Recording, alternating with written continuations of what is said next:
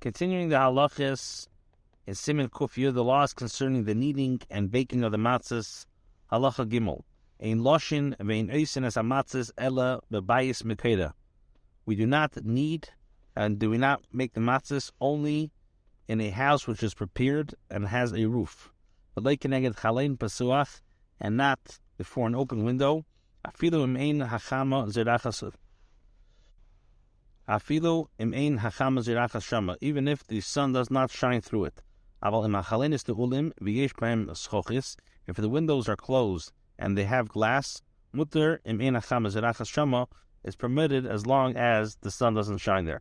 Aval im hachama zirachas shama, if the sun does shine through there, le'ma'ari chalein schochis, a glass panel doesn't help.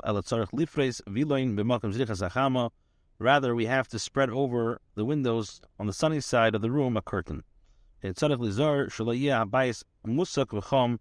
to be very careful that the house should not be heated and warm, so as not for the chametz to ferment quicker. The matzah to ferment quicker, and then it will be a shaila of chametz.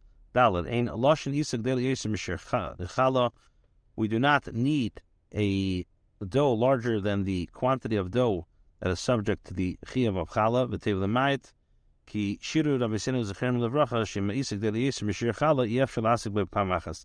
It's better to make it smaller, for the chachamim estimated that if the dough is larger than the quantity of dough that is subject to challah, yef shalasik b'pamachas, it cannot be worked at one time at the same time, and then it will come out that part of it is not worked, and then will be fear that it will become chametz. If the dough you are kneading is loose, flour should not be added to thicken it. Halacha hey. When the flour is measured, it should not be stuffed into the measuring vessel, because there's reason to fear that the dough might not be kneaded well, and particles of the flour will be found in the matzah. And when it's put into the soup, it will become chametz. Should be careful not to put the flour near the water, so that the flour dust should not fall into the water. Similarly, the person who measures the flour should not go near the dough or the water.